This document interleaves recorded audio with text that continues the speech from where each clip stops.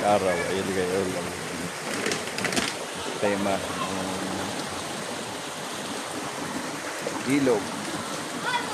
Yan, may mga bata na naamong maglinis.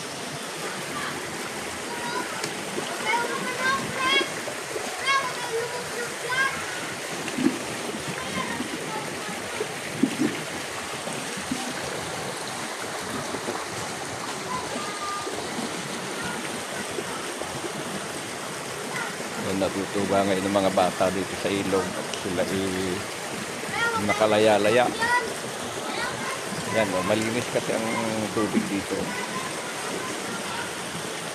Pwede pa siyang languyan kapag nalagyan ng sala. Tapos may balon pa siya.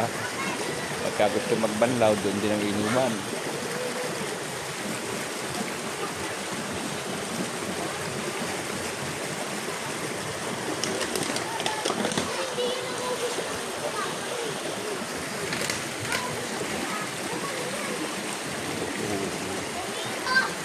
Hoy!